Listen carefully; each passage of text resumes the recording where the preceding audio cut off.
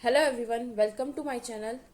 अगर आप MCC counselling में पार्टिसिपेट करना चाह रहे हैं तो ये वीडियो आपके लिए बहुत इंपॉर्टेंट है। कुछ गलतियां आपका सिक्योरिटी डिपॉजिट भी डुबा सकती है, तो इस वीडियो को पूरी पूरी ध्यान से देखिएगा। मैं इस वीडियो में आपको सारा प्रोसेस बताऊंगी, एमसीसी काउंसलिंग में क्या क्या स्टेप्स होते हैं और क्या क्या आपको ध्यान रखना है, और वन से लेके और लास्ट राउंड तक आपके साथ रहूंगी फ्री ऑफ कॉस्ट। तो आपको डरने की कोई बात नहीं है, बस आपको क्या करना है, इस चैनल पर बने रहना है, सब्सक्राइब करके रखिए और नोटिफिकेशन बेल आइकन दबा के रखेंगे तो आपको हर इन्फॉर्मेशन टाइम टू टाइम मिलती रहेगी। ठीक है, तो चलो शुरू करते हैं। तो अब बात करते हैं कि आपका जो एमसीसी काउंसलिंग में आप पार्टिसिपेट लेंगे, एमबीबीएस, बीडीएस और बीएससी नर्सिंग। ठीक है, तो आपको रजिस्ट्रेशन करना पड़ेगा। सबसे पहले स्टेप आपका रजिस्ट्रेशन होगा।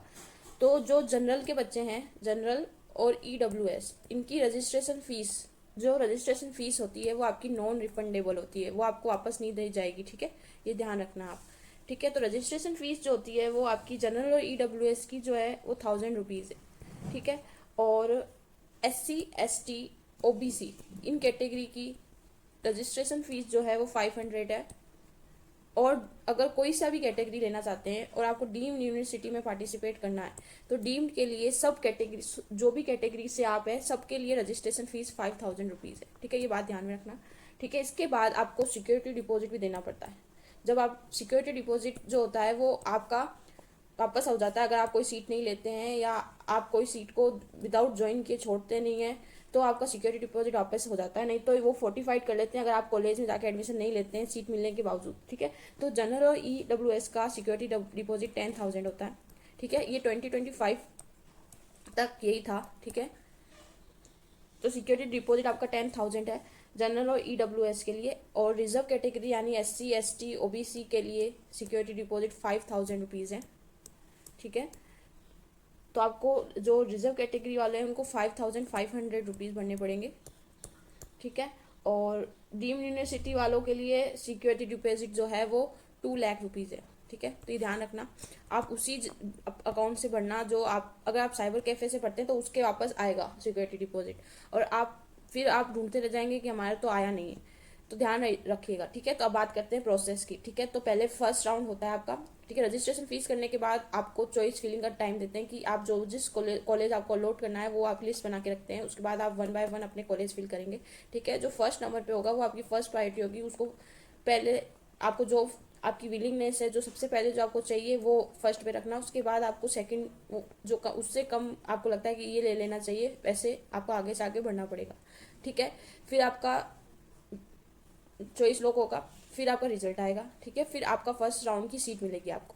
ठीक है, जब आपको राउंड वन में आपको कोई सीट मिलती है, ठीक है, तो आपको आपको रिपोर्ट करना पड़ता है, एडमिशन फॉर्मेलिटीज पूरी करनी पड़ती है। ठीक है, अगर आप नहीं करना चाहते हैं, वो कॉलेज आपको नहीं लेना था, आपको मन नहीं कर रहा कि इस कॉलेज को मुझे लेना है या मैं अगले राउंड में जाना चाहता हूँ, तो राउंड वन में आपका फ्री एग्जिट होता है।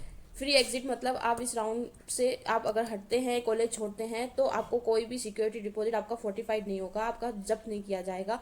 ठीक है, तो इसलिए राउंड वन में आपका फ्री एग्जिट हो जाता है।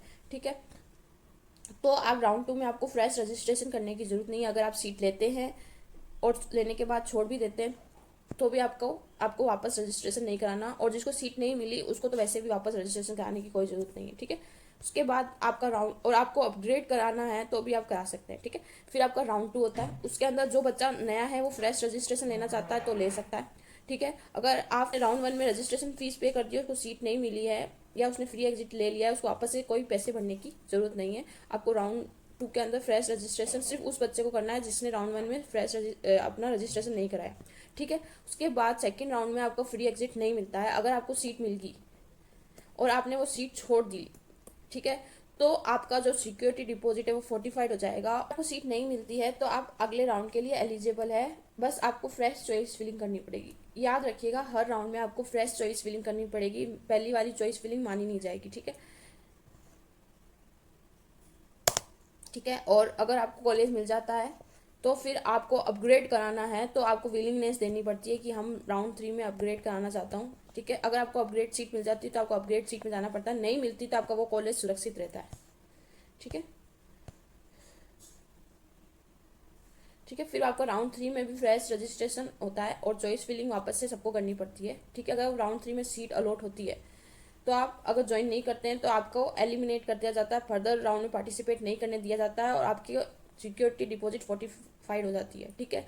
और अगर आपको अलॉट हो जाता है और आप चले जाते हैं, ठीक है, तो आप रिजाइन नहीं कर सकते हैं एमसीसी के रूल के हिसाब से। ठीक है। और जिसको अपग्रेड किया है उसको सीट मिल जाती है तो भी वो उसको सीट को लेनी पड़ती है। ठीक है।